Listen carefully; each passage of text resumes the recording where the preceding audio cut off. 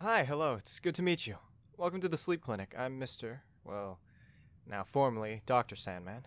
Pleased to meet you. Yes, good. We are so happy that you're here with us tonight to help with the study. Sleep research can be kind of a tiring task after all.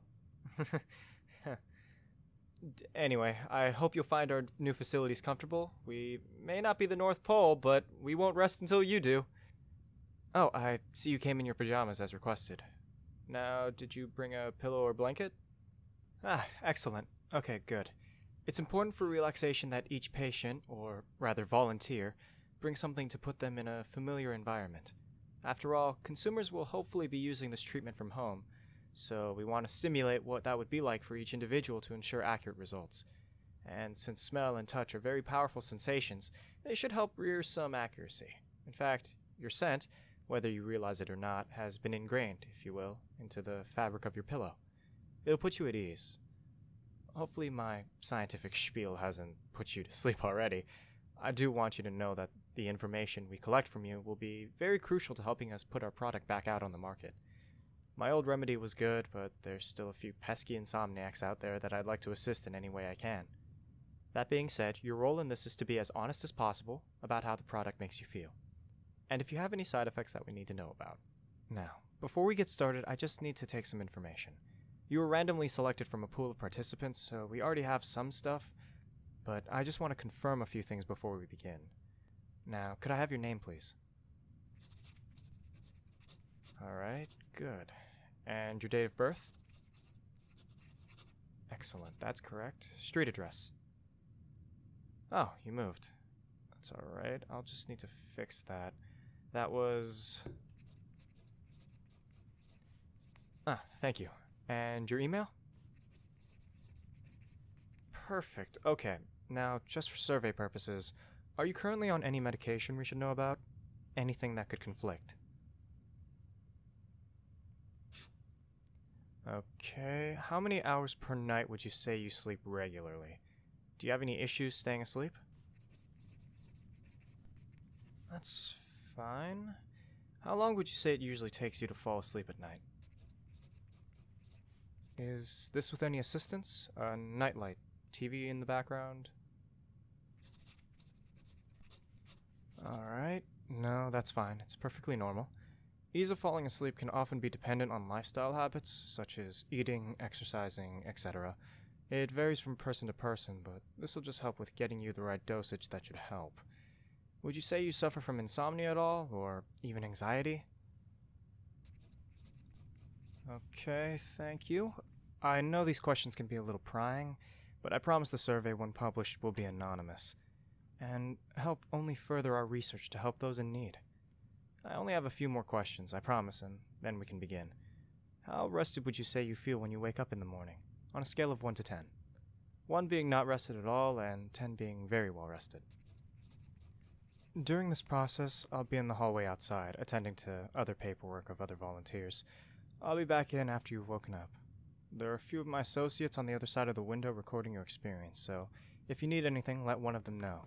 There's a glass of water on the dresser right next to you, and the bathroom should be down the hall to the left, very last door. Now lie back and relax. Take a deep breath in through your nose and out through your mouth. Let all of the tension in your muscles just let loose. Good. Now I'm going to sprinkle the product on you. There. Perfect. It seems like it's already working. I'll be going then. Good night.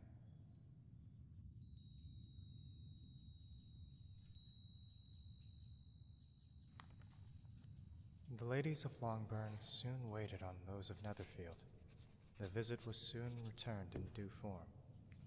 Miss Bennet's pleasing manners grew on the goodwill of Mrs. Hurst and Miss Bingley.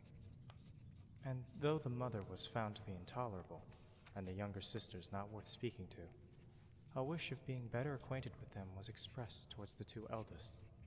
By Jane, this attention was received with the greatest pleasure, but Elizabeth still saw superciliousness in their treatment of everybody, hardly excepting even her sister, and could not like them.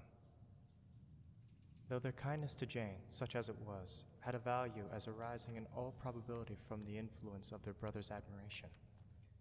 It was generally evident whenever they met that he did admire her, and to her it was equally evident that Jane was yielding to the preference which she had begun to entertain him from the first, and was, in a way, to be very much in love, which she considered with pleasure, but it was not likely to be discovered by the world in general, since Jane united with great strength of feeling, a composure of temper, and a uniform cheerfulness of manner which would guard her from the suspicions of the impertinent.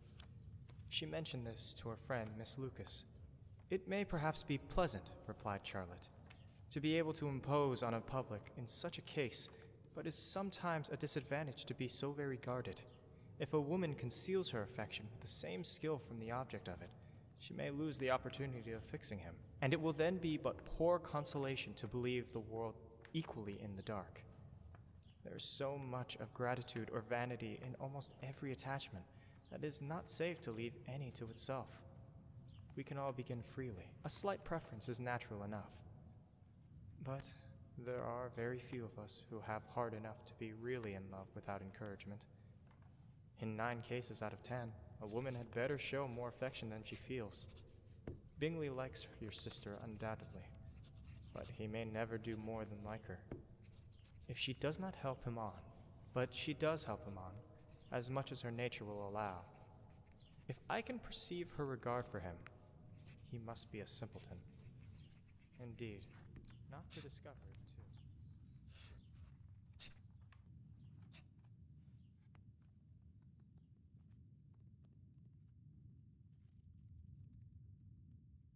"Oh, good. You're awake. You were out, 7 hours. Not bad.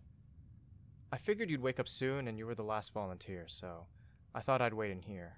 I hope you don't mind, So, we have the complimentary breakfast downstairs with coffee, but you seem pretty well rested. We'll do the evaluation after, but, could I ask, off the record, what your experience was like?" "Strange sounds, huh? That's interesting. You're the first to report that. It could be a problem with the dose. We'll talk more about it later. Go get some breakfast, and I'll see you in a bit." "Thank you again."